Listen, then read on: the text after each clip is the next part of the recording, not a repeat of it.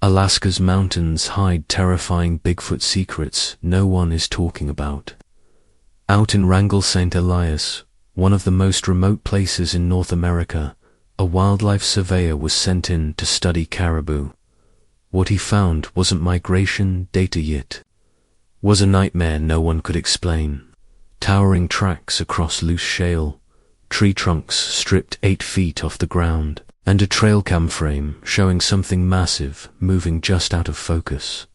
At first, he tried to laugh it off, but then came the wood knocks echoing through the valley, the stench of rot flooding his camp at night, and the sense that something was circling his tent. Step by deliberate step. Authorities said it was weather, or bears, or just imagination. But his evidence and what he saw watching him from the tree line tells another story. If the Alaskan wilderness is big enough to keep a predator hidden, the real question is, what else is still out there, waiting? It matters that you showed up today, because in every heart that still believes in wonder, compassion, and quiet strength, we find each other. I need to document what happened during my wildlife survey contract in the Wrangell St. Elias region back in 2018. This isn't some story meant to frighten people around a campfire.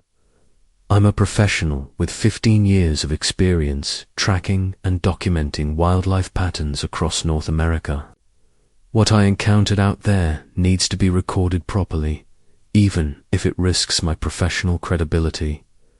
The Alaska Department of Fish and Game hired me to map caribou migration corridors in one of the most remote sections of Wrangell St. Elias National Park. We're talking about an area roughly the size of Switzerland, with peaks topping out at 16,000 feet and glaciers larger than Rhode Island. The kind of wilderness where your satellite phone might as well be a paperweight, and radio calls echo into static. My assignment was straightforward. Spend 6 weeks tracking herd movements, setting up trail cameras, and collecting data on their feeding and resting locations. This would help the state better understand how climate change was affecting their traditional migration routes. I'd done similar contracts in British Columbia and the Yukon standard work that usually involves long days of hiking, careful observation, and meticulous note-taking. The logistics alone tell you how isolated this place is. A bush pilot dropped me at a remote airstrip with enough supplies for 2 months. Standard protocol is to pack extra in case weather delays pick up. I had my usual gear, GPS units, trail cameras, plaster for casting tracks, detailed topographical maps, emergency radio, and my sidearm standard issue for predator. Defense in grizzly country. The nearest permanent settlement was over 100 miles away. My only scheduled human contact would be weekly radio check-ins with the regional ranger station, and those were spotty at best, given the terrain. Cell service, forget it. Even satellite coverage was unreliable between the deep valleys and high peaks. I've worked in isolation before, but something about this particular stretch of wilderness felt different from the start. The Wrangells have this way of making you feel impossibly small. The valleys are broader, the mountains more jagged, and the silence more complete than anywhere else I've worked. When fog rolls in, which it often does, the world shrinks to whatever you can see in your immediate vicinity. The rest might as well not exist. I set up my base camp near a natural pinch point where several valleys converged, a logical spot to monitor caribou movement. The first few days were routine, establishing observation points, placing trail cameras, and beginning to document signs of herd activity. I kept detailed field notes, as always, recording everything from weather conditions to vegetation patterns. This wasn't my first rodeo, and I had a job to do. But I need to be clear about something. I'm a scientist at heart. I deal in observable facts, measurable data, and verifiable evidence. What I'm about to share in this report challenges everything I understand about North American wildlife. I've spent months debating whether to file this officially or bury it in my personal records. In the end, I decided the data needs to be documented. Even if I can't explain it all, I'm recording this now, while the details are still fresh, and I have access to my field notes and photographs. What happened out there in the Wrangles needs to be part of the official record, regardless of how it might affect my professional reputation. My first week followed the standard survey routine I'd done countless times before. Each morning, I'd pack my day gear and hike the ridgelines, looking for signs of caribou movement. The work was methodical, marking GPS coordinates of tracks, photographing vegetation patterns, and setting up trail cameras at promising locations. I'd note browse heights on Willow's catalog droppings and document any evidence of predator activity. The landscape was breathtaking in that distinctly Alaskan way. Massive valleys, carved by ancient glaciers, stretched toward snow-capped peaks that seemed to float in the distance. The tundra was beginning its fall transformation, painting the hills in deep reds and golds. But there was something different about this place, something I hadn't experienced in my other contracts: the silence. Most wilderness areas have their own soundscape: wind through trees, birds calling, small animals rustling in underbrush. But here, there were periods when the quiet became absolute.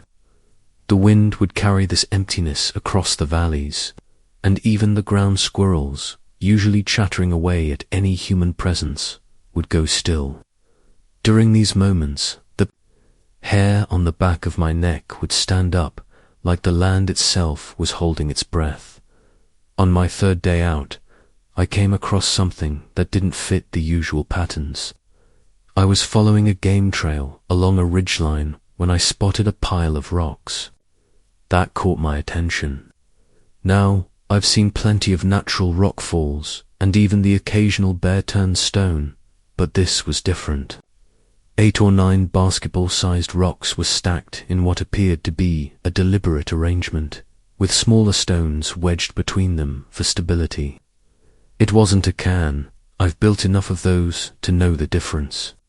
This structure had no obvious purpose, yet clearly showed signs of intentional placement. I photographed it from several angles and marked the coordinates, though I wasn't sure how to categorize it in my notes. I considered the possibility of other researchers or hunters having passed through, but the nearest established trail was miles away, and the lichen growth on the stones suggested they'd been undisturbed for some time. 2 days later, I encountered something even more peculiar. I was working my way through a stand of black spruce when I noticed one tree that stood out from the others. About 20 feet up, well above what any bear could reach, several branches had been stripped clean off the trunk, not broken or torn, but deliberately removed. The exposed wood showed signs of weathering, indicating this wasn't recent damage, but the pattern was unlike anything I'd seen from natural causes or normal wildlife behavior. The removal of the branches appeared methodical, creating what almost looked like a clear line of sight from that height toward the valley below. Again, I documented everything, but found myself struggling with how to classify these observations in my survey notes. They didn't fit any of the standard categories for wildlife sign or human activity. These oddities stood in stark contrast to the otherwise normal signs. I was documenting caribou tracks showing regular movement patterns, wolf scat containing expected prey remains, and the typical marks of bears digging for roots. But those moments of unnatural silence kept returning, especially in the late afternoons when the sun began to cast long shadows across the valleys. Stability. It wasn't a cairn. I've built enough trail markers to know the difference. This arrangement served no navigational purpose I could discern. That same afternoon, I spotted something even more peculiar. A mature spruce tree, probably 60 feet tall, had been stripped of its bark in a spiral pattern starting about 12 feet up the trunk.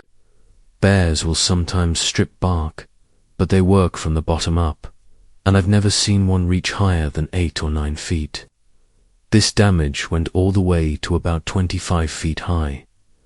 I photographed both findings and made detailed notes, though I wasn't sure how to categorize them in my wildlife survey forms. They didn't fit any of the standard data fields. The real anomaly came 3 days later. I was mapping a section near the valley floor where the terrain transitions from tundra to a wide stretch of exposed shale.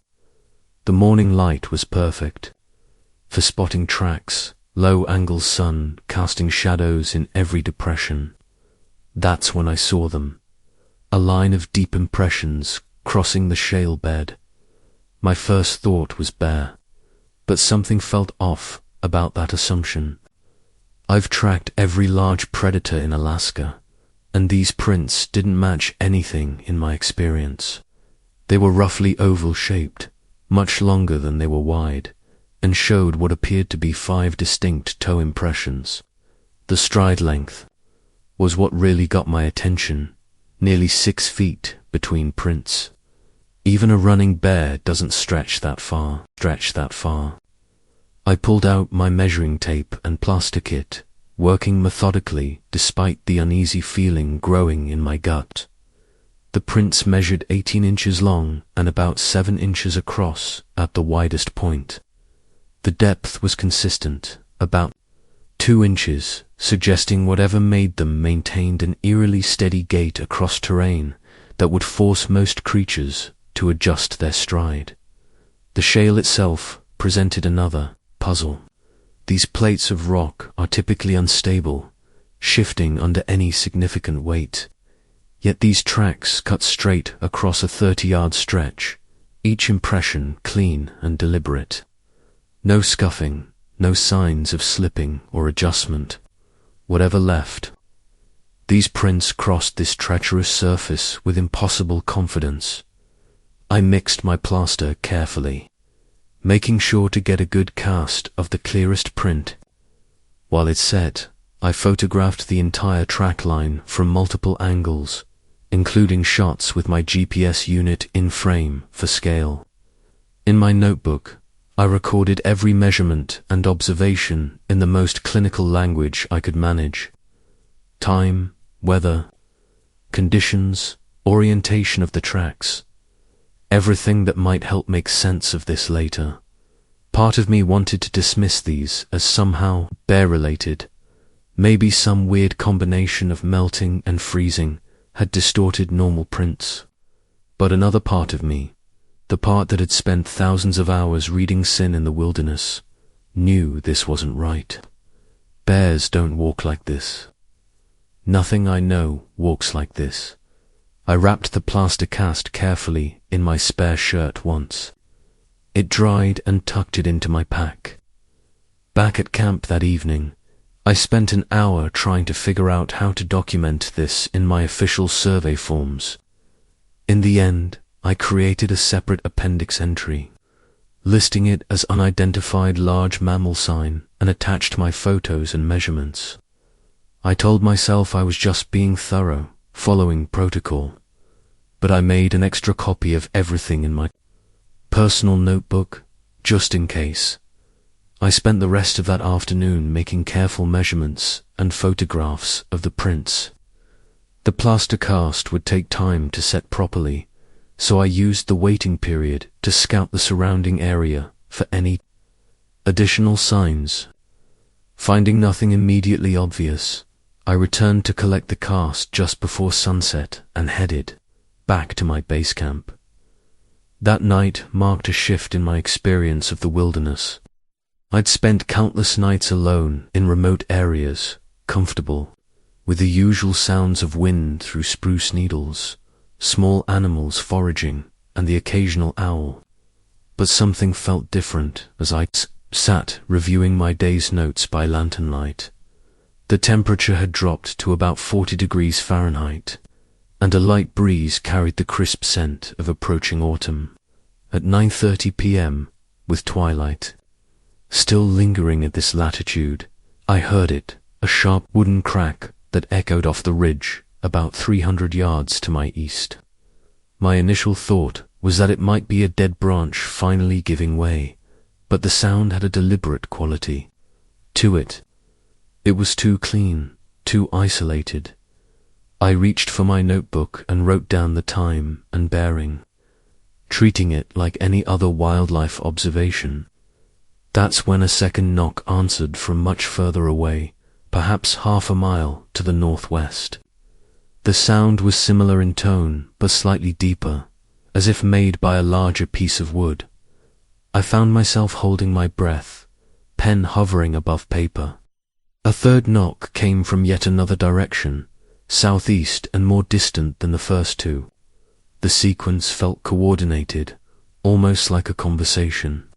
Each knock was singular and distinct, with clear pauses between them, ruling out natural phenomena like falling branches or rocks. As a surveyor, I'm trained to document everything objectively. My notes from that night read, 2,130 hours series of wood percussion sounds.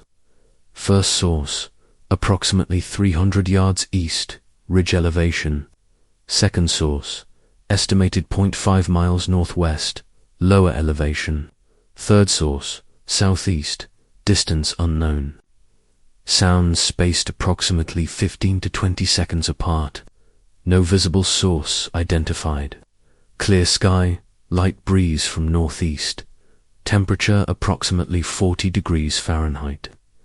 But those clinical notes don't capture how deeply unsettling the experience was. In all my years of fieldwork, I'd never encountered anything like it. The sound suggested coordination between multiple sources, implying intelligence and communication.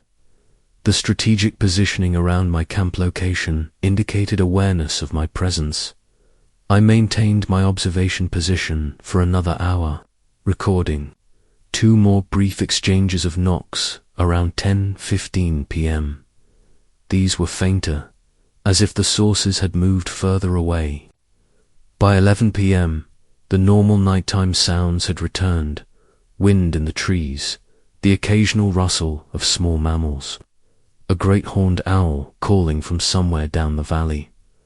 I kept my lantern burning longer than usual that night, telling myself I needed the light to complete my field notes. But truthfully, the darkness beyond my small circle of illumination felt different than before. The vast Alaskan wilderness that had always been my comfort zone now held something I couldn't explain with my usual scientific detachment. In my sleeping bag, I found myself straining to hear more knocks, but only the wind and distant owl calls broke the silence. Sleep came slowly, and my dreams were filled with rhythmic tapping sounds that seemed to circle endlessly through the dark. The knocking incidents that night marked the beginning of a more methodical approach to my survey. The next morning, I set up 3 trail cameras along what appeared to be active game paths. These weren't standard issue equipment. I'd purchased them myself after years of fieldwork taught me their value. Each was a Reconyx Hyperfire Professional, capable of capturing clear images in low light with minimal trigger delay. 7 days into the deployment, while checking the memory cards, I found something that made me question everything I thought I knew about North American wildlife. The first 2 cameras showed typical activity: moose, caribou, the occasional black bear. But the third camera, positioned along a narrow passage between 2 rock formations, had captured something else entirely. At 2:15 a.m. on the 4th night, A series of 3 frames showed movement. The first frame was empty, the second contained what I initially thought was a bear, but the proportions were wrong. Whatever triggered the camera was massive, its shoulder height alone suggesting something well over 7 feet tall. The image was frustratingly blurred, showing only a dark mass moving past the lens. What caught my attention, what I couldn't rationalize away, was the distinct texture of hair visible where the infrared flash illuminated the creature's flank. It wasn't bare fur. The hair appeared longer, more similar to descriptions I'd read in other reports I'd previously dismissed. The third frame showed empty forest again. I sat there in my tent that evening, reviewing the images on my laptop screen. The metadata was intact. No signs of tampering or camera malfunction.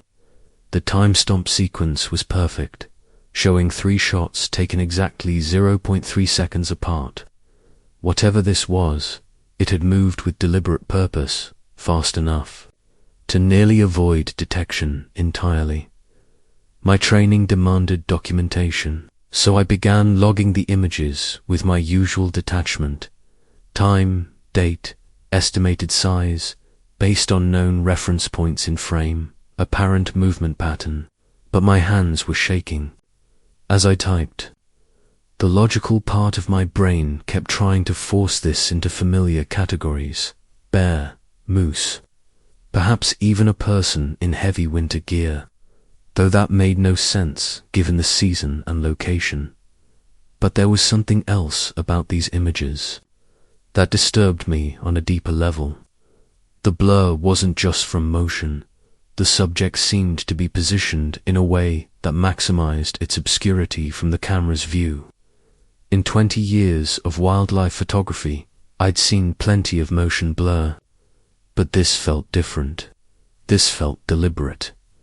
I pulled up the original files again, zooming in on that one clear patch of hair visible in the second frame. The texture was unlike anything in my reference materials. Not coarse like bear fur, not hollow like moose hair, but long, thick strands that seemed to lay in a pattern I couldn't quite make sense of. The question I'd been avoiding formed fully. In my mind, what kind of animal knows to avoid camera traps? What kind of creature understands the technology enough to minimize its exposure to it? The implications were unsettling enough that I found myself closing my laptop, unwilling to stare at those images any longer as darkness settled around my camp. The trail camera footage demanded explanation, but I had a job to complete: the following. Days took me deeper into the valley, where the terrain shifted from open tundra to patches of dense spruce forest. My GPS marked each survey point as I worked my way through the designated grid pattern, but something about the landscape felt increasingly deliberate. I first noticed it near a creek bed: 3 young spruce trees, each about 12 feet tall, pulled together and woven at their tops to form a perfect tripod structure. Initially, I dismissed it as storm damage, but the precision caught my attention.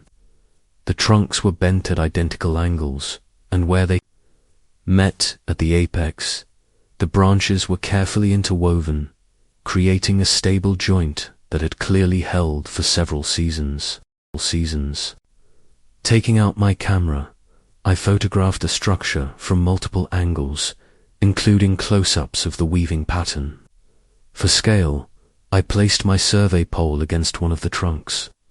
The base points of the tripod formed an almost perfect equilateral triangle, spanning roughly 8 feet on each side. As I continued my survey work, I encountered more of these structures.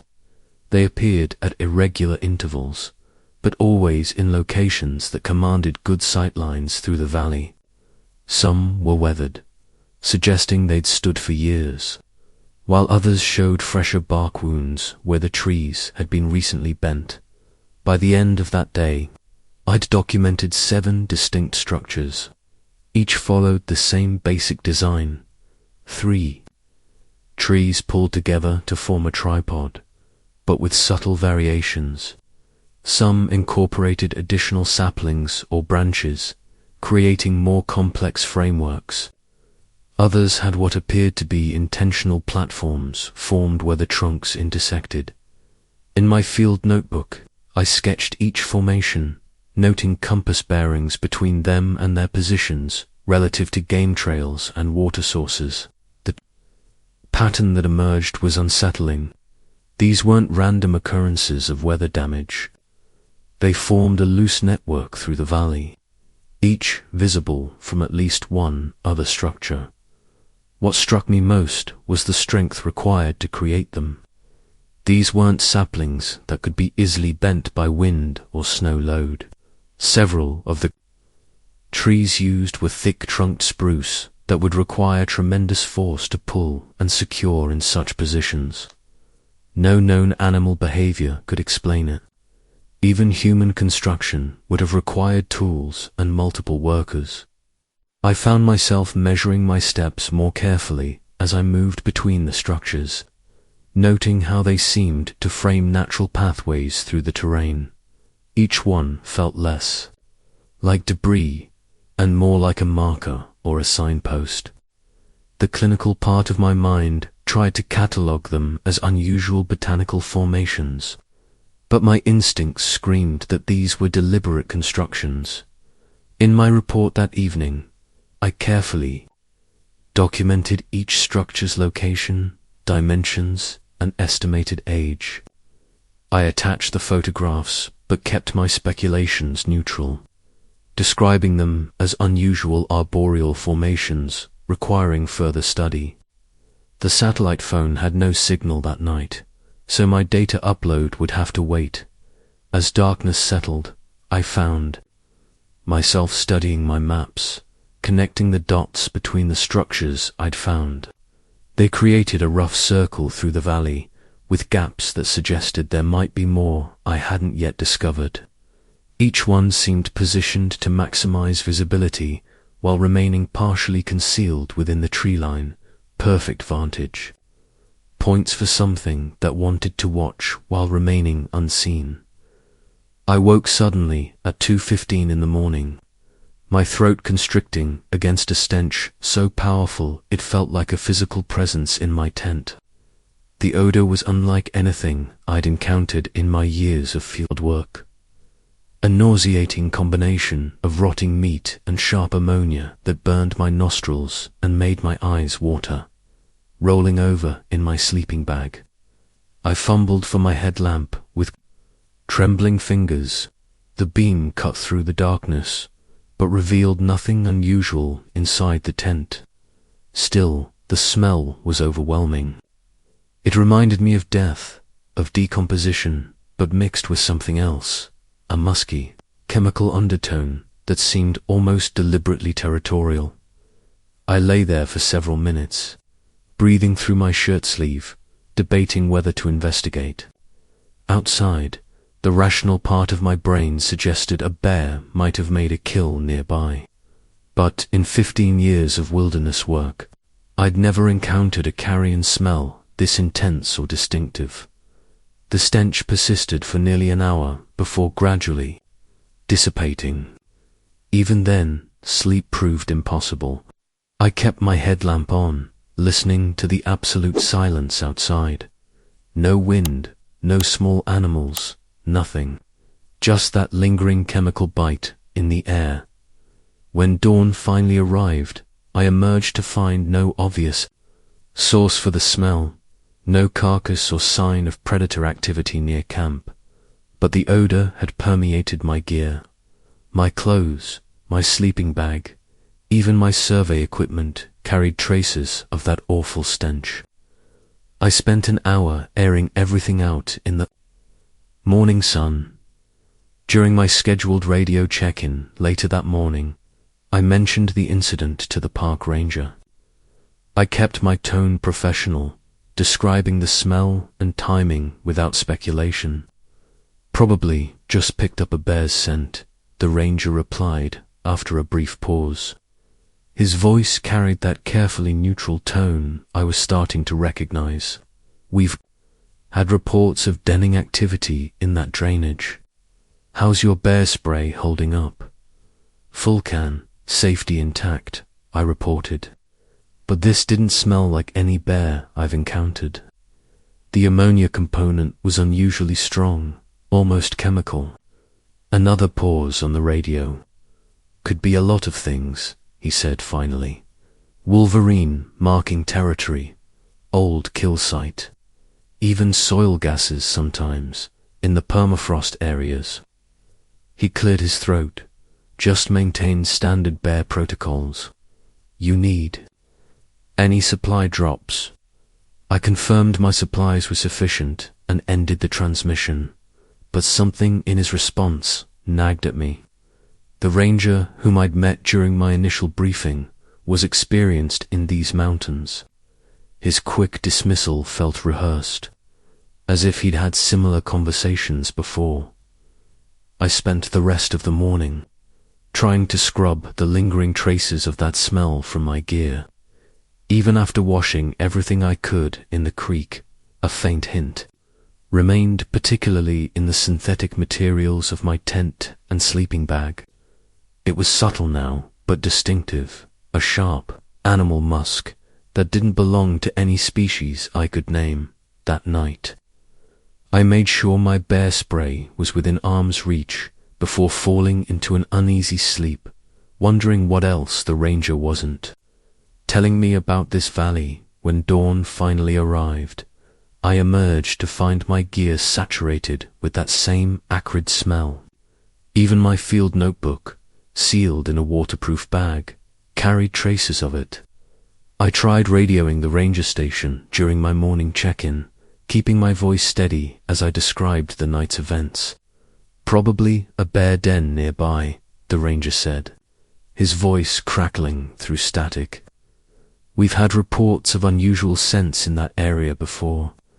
I wanted to believe him, but something about his quick dismissal felt rehearsed, as if he'd given this explanation many times before. I logged the incident in my notes and tried to focus on the day's work. But an approaching storm system forced me to postpone my planned survey route.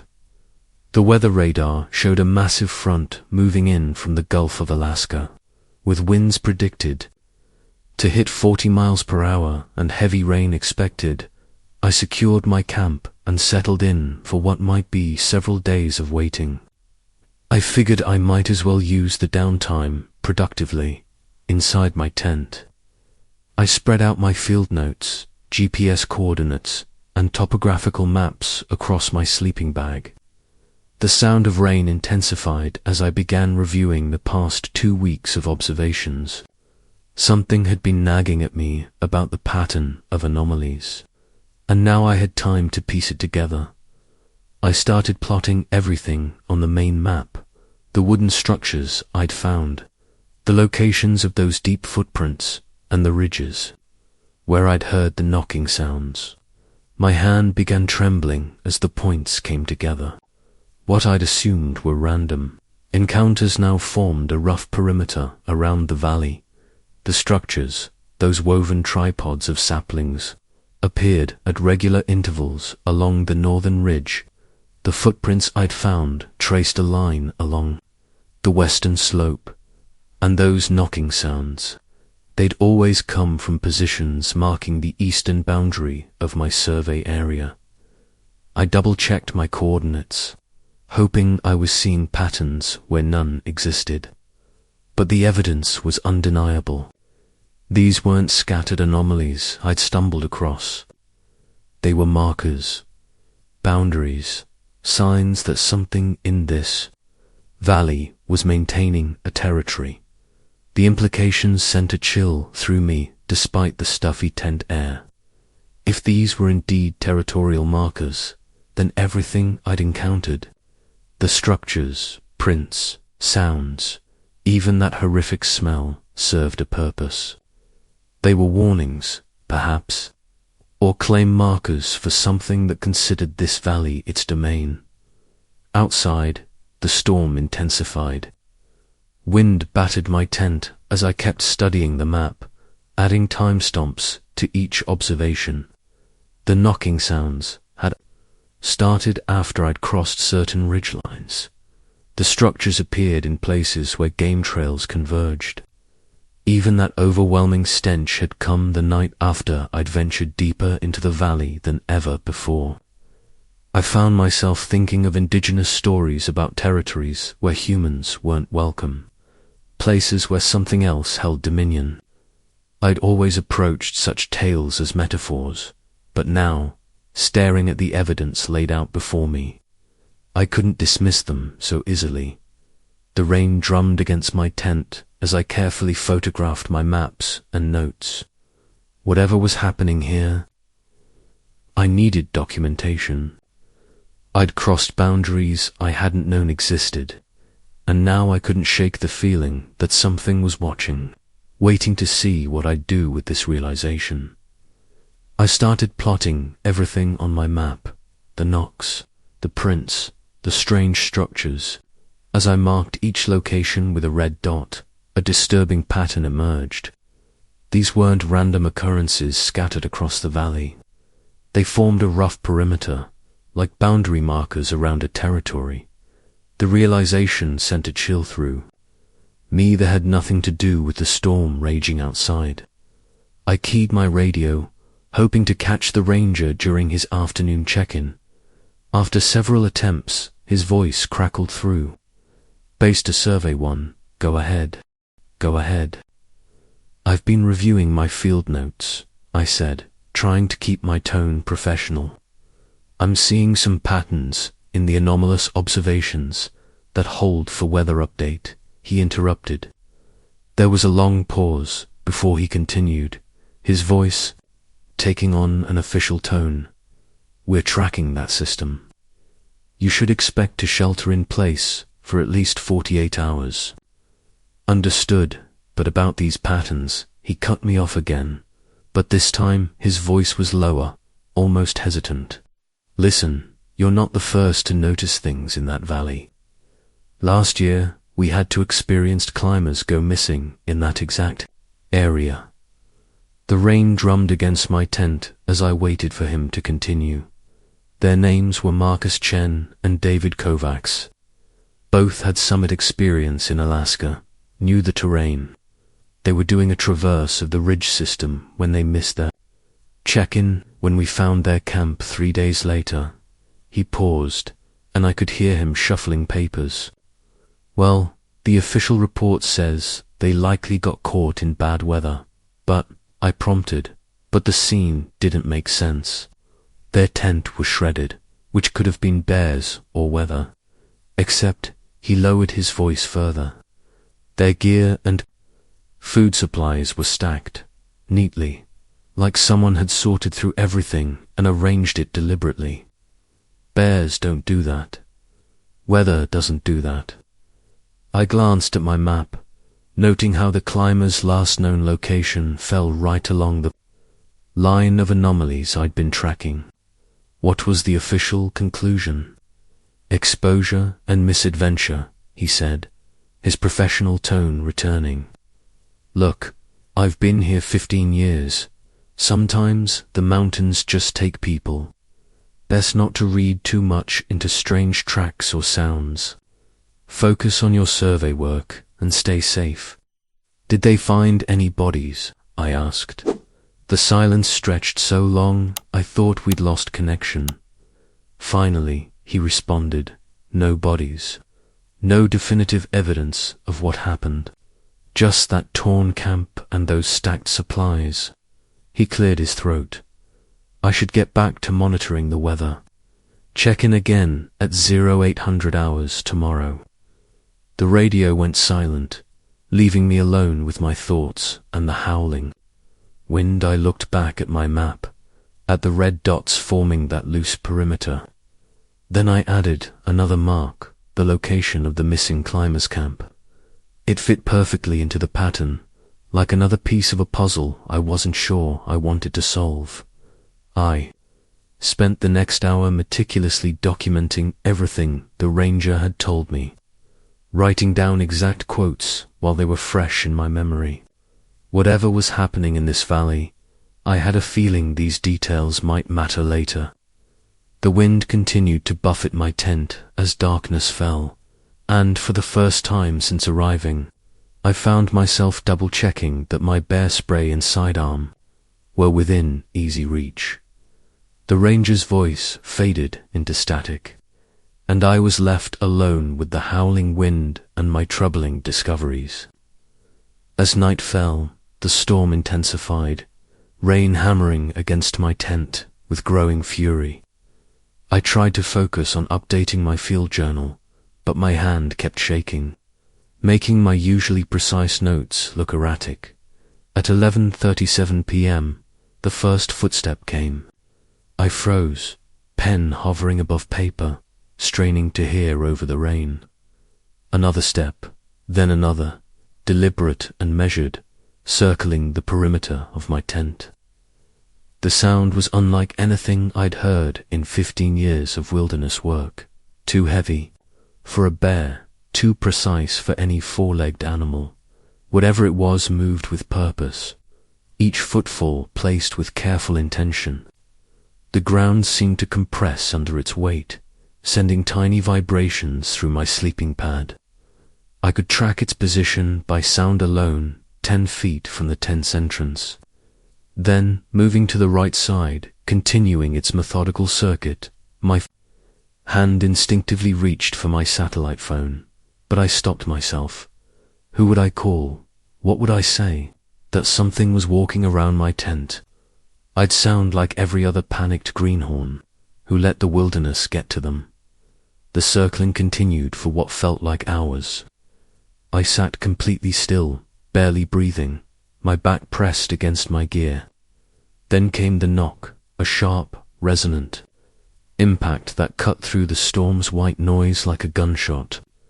It seemed to come from the ridge above camp, maybe 200 yards away. Seconds later, another knock answered from deeper in the valley, followed by a third from somewhere to the east. They weren't random. This was communication, a language of percussion echoing through the timber. I fumbled for my audio recorder, but my hands were shaking too badly to operate it. The footsteps outside my tent stopped. In that moment of silence, I could hear my own heartbeat drowning out even the rain. Then they resumed, slower now, more deliberate, as if whatever was out there knew I was listening. Each step felt like it was being placed for maximum effect, the weight behind them unmistakable. I remained frozen in that position until the first grey light of dawn began seeping through the tent fabric. Only then did the presence finally withdraw, its departure marked by receding footsteps that gradually faded into the morning mist. When I finally gathered the courage to unzip my tent, the scene outside appeared deceptively normal. The rain had softened to a drizzle, and a low fog clung to the valley floor. But as I circled my campsite, I found the evidence I'd been dreading, a series of compressed depressions in the earth, spaced about 6 feet apart, forming a perfect circle around my tent. The ground was too wet for clear prints, but each depression told its own story. The soil was compressed as if from immense weight, far beyond what any known wildlife could produce. I placed my boot next to one of the depressions. It was nearly twice the length and half again as wide. I took photographs and measurements, my hands still trembling as I operated the camera. The scientific part of my brain tried to rationalize what I was seeing, but there was no explanation that fit. No known animal walks bipedally with that stride length. No known animal knocks on trees in coordinated patterns. And no known animal deliberately circles a human camp with such methodical purpose. The footsteps finally faded with the dawn, but sleep hadn't come. My hands trembled as I packed up camp, fumbling with tent poles and stuff sacks. I needed to get to higher ground, somewhere with better visibility and radio reception. The valley that had seemed so pristine just days ago now felt like a trap, slowly closing. I shouldered my 50-pound pack and started the ascent toward the eastern ridge. The morning fog clung to the valley floor, creating shifting curtains that seemed to move against the wind. Every few minutes, I checked my GPS unit, watching the little arrow that marked my position. At first, everything seemed normal. I was making steady progress up the slope, gaining elevation at about 1,000 feet per hour. 3 hours into the climb, the GPS screen flickered. The coordinates jumped, showing me half a mile west of where I knew I was. I powered it off and on, but the numbers kept shifting erratically. My position bounced around like a pinball, making the device useless. I pulled out my backup compass instead, only to watch the needle swing wildly before settling into a direction I knew couldn't be north. Base, this is Survey Team Alpha. Do you copy? I spoke into my radio, trying to keep my voice steady. Static crackled back at me, broken by fragments of words I couldn't piece together. I tried again, adjusting the frequency. Base, I'm experiencing equipment failures. Request radio check. More static than silence. The wind picked up, bringing with it that now familiar ammonia stench. I quickened my pace, ignoring the burn in my thighs. The ridge above promised better communication and a clear view of my surroundings, but it felt impossibly far away. Every time I looked up, the distance seemed to stretch. That's when I felt it, the weight of unseen eyes. You develop a sixth sense in the wilderness, an awareness of when you're being watched by a predator. This was different, more focused, more intelligent. I forced myself not to spin around searching for the source. Instead, I maintained my pace, fighting the urge to run. The ridgelines above were empty except for wind-twisted trees that seemed to bow and straighten in unnatural patterns. Shadows moved between them, but when I focused on any particular spot, I saw only branches swaying. The sun had risen high enough to burn off most of the morning fog, yet dark patches remained, clinging to certain areas as if anchored there. My radio crackled to life without warning. Repeat. Location. The voice was distorted, barely recognizable. As human, I grabbed the handset, but before I could respond, a sound like stone striking stone echoed across the valley. It came from behind me, followed by an answering knock from somewhere ahead and above. I was caught between them. The GPS screen lit up again, numbers and coordinates scrolling past faster than I could read them. The device grew hot in my hand, and I shoved it deep into my pack.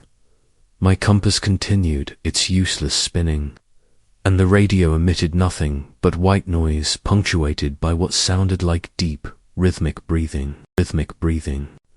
The wind died completely, leaving me in a pocket of absolute silence. Even my footsteps seemed muffled, as if the ground itself was absorbing the sound. The ridgeline still loomed above, and now I could see that what I had taken for shadows between the trees were spaces, perfect circles of darkness that shouldn't exist in midday sun. The static from my radio was interrupted by fragments of voices, but nothing coherent came through. I switched channels twice before giving up.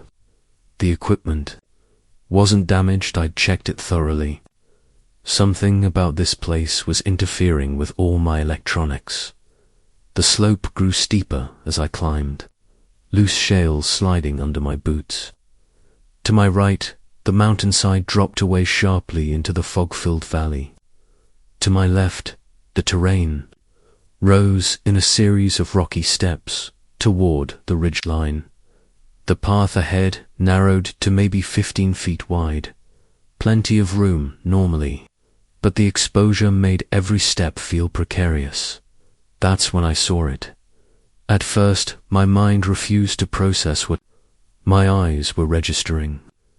About 200 yards ahead, where the path curved around a jutting shoulder of rock, something stood motionless in the morning light. It was massive, far larger than any bear I'd ever encountered, and unmistakably upright. The figure was partially obscured by a stunted spruce, but I could make out broad shoulders and a dark, matted form that blended with the shadows. I froze mid-step, my heart hammering so hard I could feel it in my throat. The figure didn't move. It just waited. Through the waves of terror washing over me, one thought crystallized: if it wanted to, this thing could cover the distance between us in seconds. The narrow path left no room for evasion. I was completely exposed, completely vulnerable, but it didn't advance. Seconds stretched into minutes. My legs began to shake from holding. Still, the figure remained motionless, as if carved from the mountain itself. Only the slight movement of dark fur in the wind confirmed. It wasn't a rock formation I was somehow misinterpreting. The weight of its observation pressed against me like a physical force. I felt stripped bare, analyzed, measured. This wasn't the simple, predatory assessment of a bear or mountain lion. There was an intelligence behind that gaze that made my skin crawl. Slowly, carefully, I began to back away. 1 step, 2 steps. My heel knocked loose a small stone that clattered down. The slope. The sounds seemed deafening in the tense silence. But the figure didn't react. 10 steps back now, 20. My breathing was coming in short, sharp bursts that clouded in the cool air. Still, it didn't pursue. The realization hit me with absolute clarity. It was letting me go. This was a warning, a demonstration of control. It could have trapped me on that narrow path, but it chose not to. I continued my retreat until I rounded a bend that blocked my view of the figure. Only then did I turn and move more quickly, my boots sliding on loose rock as I half ran, half stumbled back down the slope.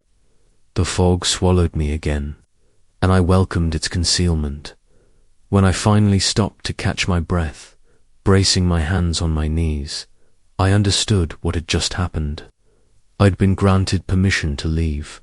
The territory markers, the structures, the perimeter I'd mapped, they hadn't been random signs. They were boundaries, and I'd just been escorted back across one. I spent the next 3 days pushing myself to exhaustion, taking paths I hoped would lead me back to civilization. My supplies were running low. I'd abandoned half my gear during that panicked retreat. From the slope, sleep came in fitful bursts, never more than an hour at a time. Every snapping twig, every whisper of wind through the trees sent my heart racing by the time I stumbled into the ranger station near the Nebesna Road. I must have looked like a ghost. My clothes were filthy, torn in places from scrambling through brush. I'd lost 12 pounds, my face gaunt and unshaven.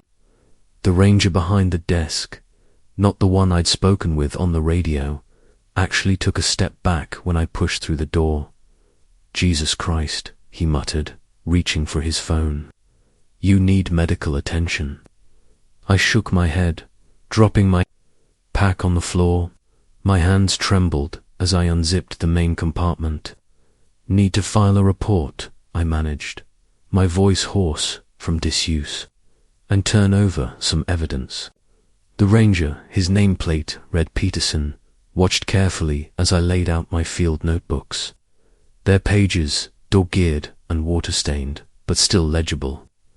Next came the plaster cast, wrapped carefully in my spare shirt. It had survived intact, every detail of that massive print preserved. Finally, I placed my trail cameras and memory cards on the desk. Cards are probably corrupted, I explained, trying to keep my voice steady, but there might be something salvageable. Frame 712 shows. Well, you should look at it yourself. Peterson maintained his professional demeanor, but I caught the slight widening of his eyes as he examined the plaster cast. He made a few calls, and within an hour, 2 more rangers had arrived. They took my statement with methodical patience, recording every detail about the structures, the knocks, the figure on the slope. Their faces remained carefully neutral throughout. "Thank you for such thorough reporting," the senior ranger said finally, gathering my materials into an evidence bag. "We appreciate the professional approach you've taken with your documentation."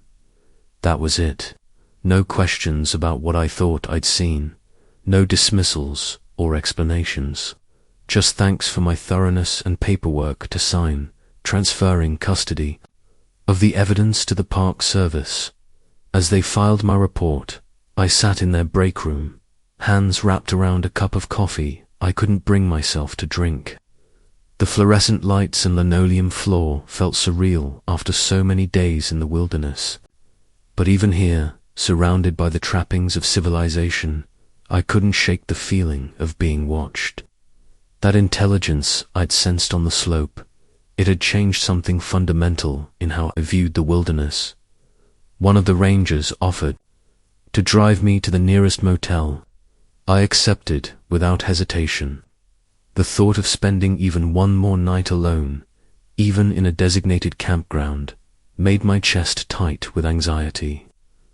As we pulled away from the station, I watched the mountains recede in the side mirror, their peaks disappearing into clouds.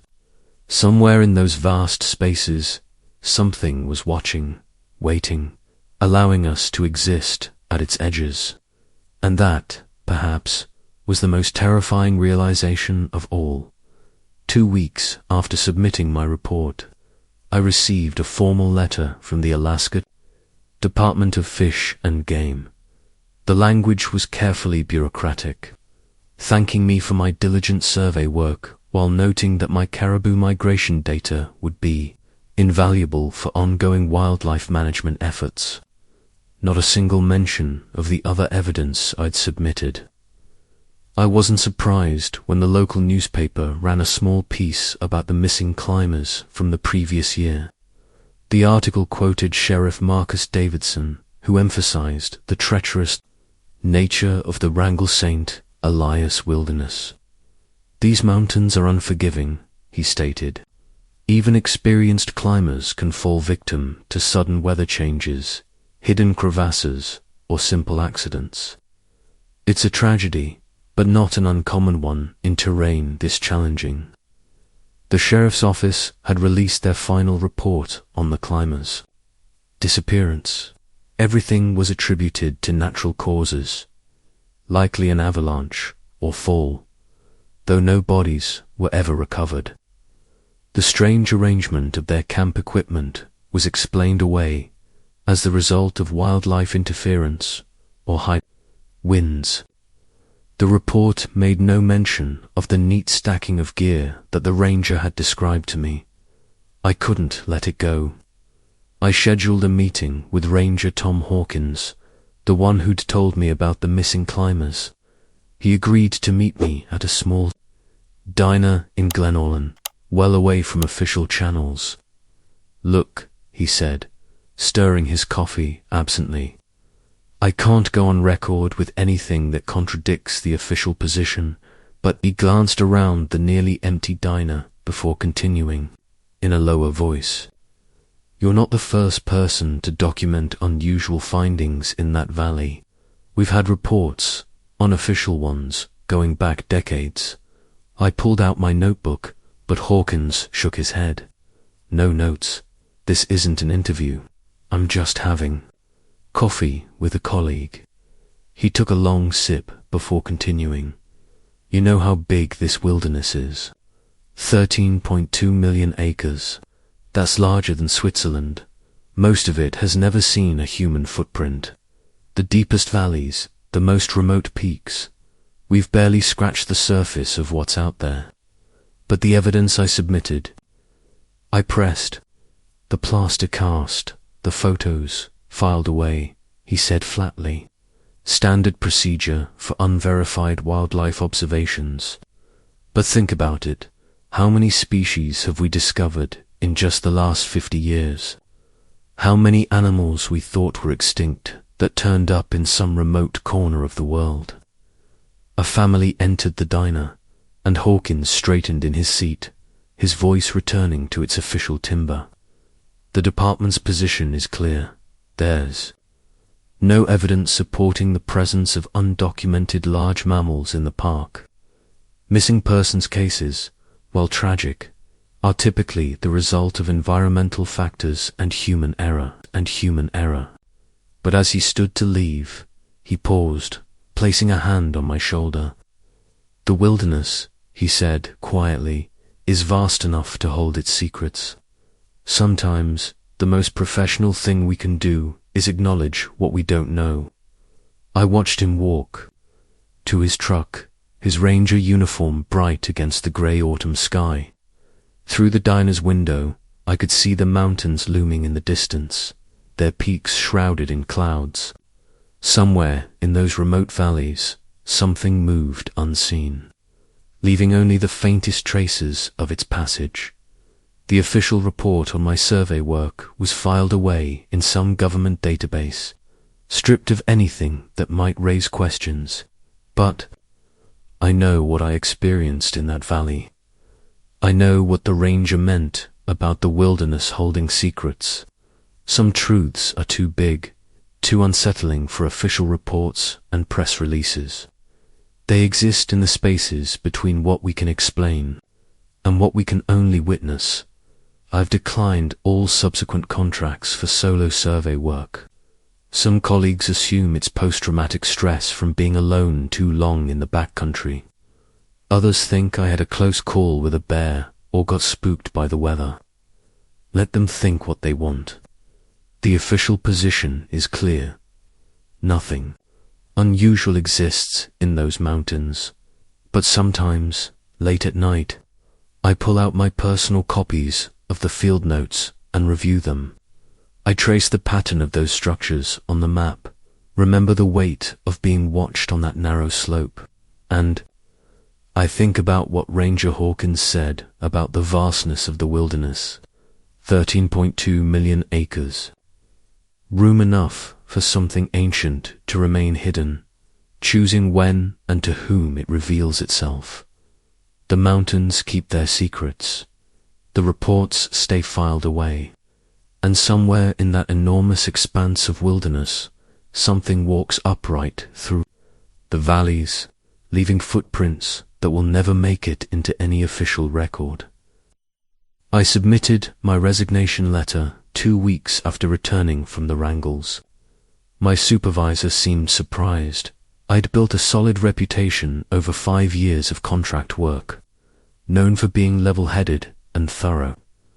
When he asked why, I gave him the easy answer: looking for a change of pace, wanting to spend more time with family. He nodded, probably assuming I'd burned out like many others before me. The truth was simpler and more complicated. Every time I considered taking another backcountry assignment, my mind returned to those nights in the valley, the deliberate knocking echoing through timber, those massive footsteps circling my tent, so measured and purposeful, and most of all, that silent figure on the slope, watching, waiting, letting me leave. I tried convincing myself it was just stress, isolation playing tricks on my mind. But the evidence wasn't in my head.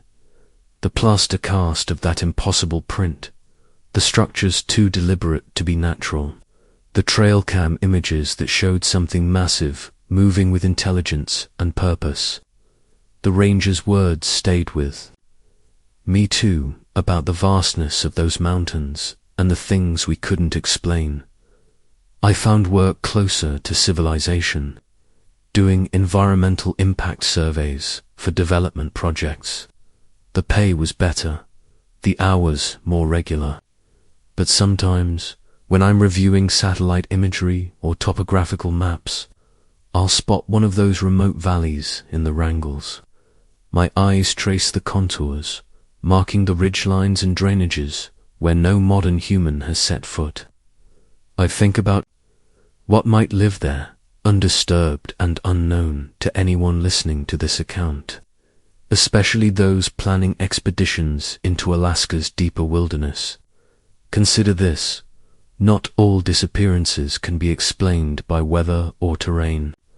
There are places in those mountains that have remained unexplored for good reason.